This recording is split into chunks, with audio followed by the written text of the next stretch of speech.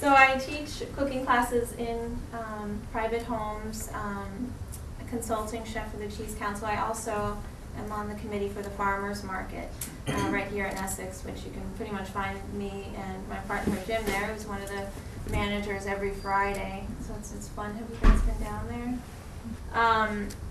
And a funny story, I'm very particular about buying things in season and organic and local. You know, sometimes the toss-up, do I buy local or organic? I just try to buy the freshest possible ingredients. Panzanella salad can be made lots of different ways. It's generally made with leftover bread, old stale bread.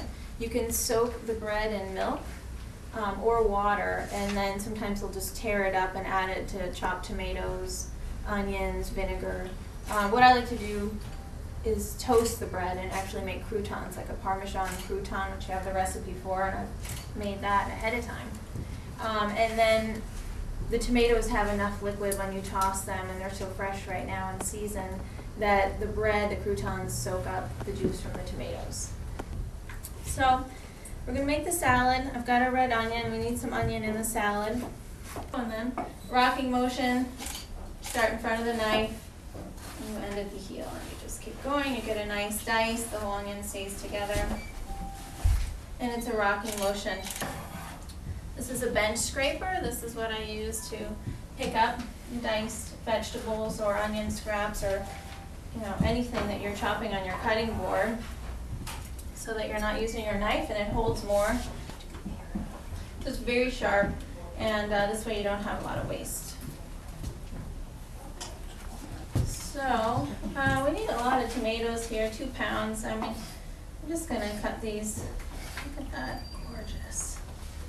Just going to cut these into a dice. You can do whatever you want. I hear lots of questions on how do you cut a tomato. Well, don't worry about the seeds, and then just cut it any way you want. When people get worried about like the seeds and it falls apart, well, I think if you have a sharp knife, that'll be a good start. Because if your knife is dull, you're just going to bruise the tomato. It's just going to fall apart. Really rough. So I'm going to add just a few cherry tomatoes as well. So you can do a mix in this salad. The salad is great to be made in advance, so if you're entertaining, make it the morning of your party, but just don't refrigerate it, because tomatoes don't like to be refrigerated. Same thing with strawberries. Changes the texture. So you can just leave it out on the counter and add your basil at the very last minute. Okay, so fresh squeezed lemon juice. This is one of my favorite little tools. You guys probably all have one of these.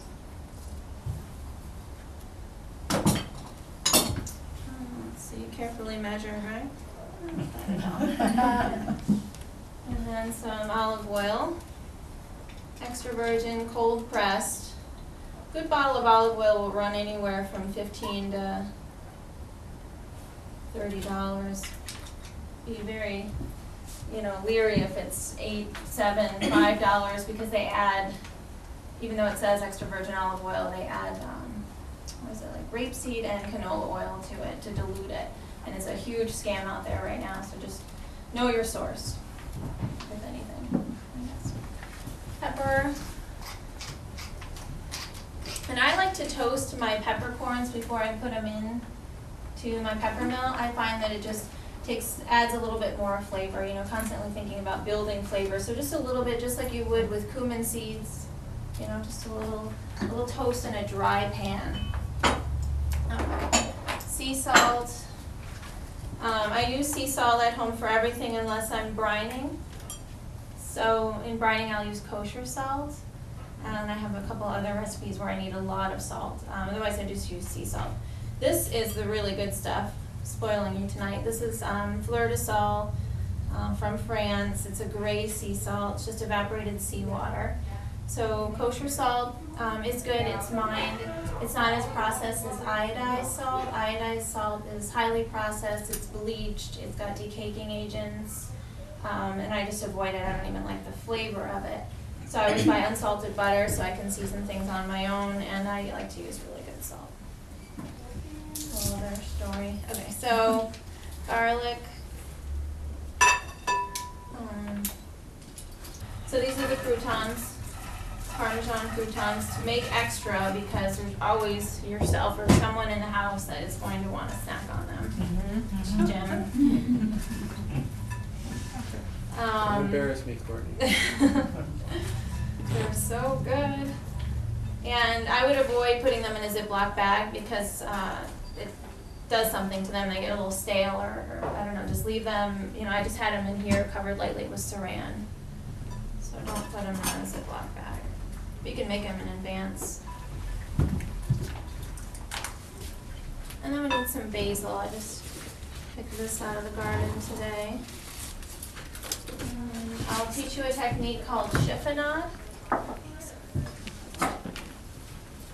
What does chiffonade mean? It's a good thing you're all here tonight. Chiffonade is it's an Italian word that means ribbon.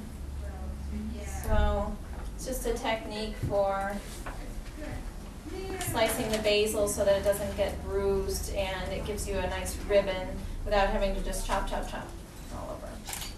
It smells delicious. You can do the same thing with sage and parsley if you work in a high-end restaurant where they make you do crazy things like chiffonade parsley. But so I just have the leaves stacked up.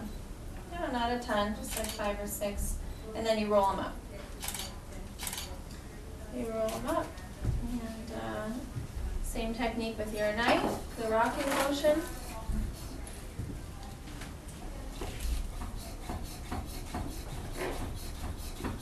Really thin.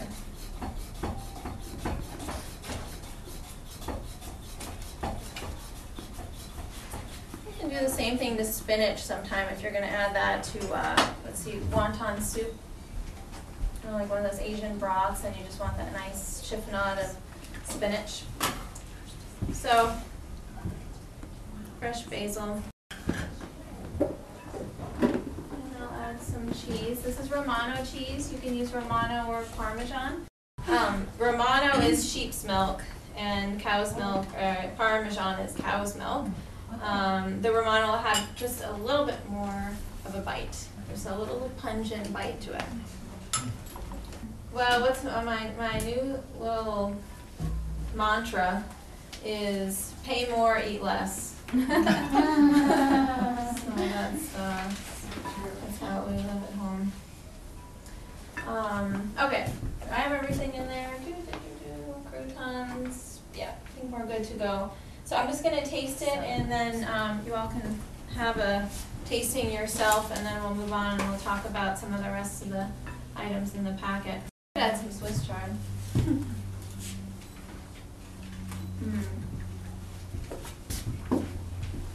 going to add just a little bit. That is so good. Of Espelette pepper. Now, I probably didn't warn you, but I am a food snob, so you don't have to use this, it'll be fine, but the Espelette pepper goes really well with the tomatoes. It comes from France. It's very hard to find anyways, and if you're going to Montreal or Sweet Clover Market, we'll special order it. But it's a red pepper, and it's not spicy. It just has a really nice, sweet, peppery flavor.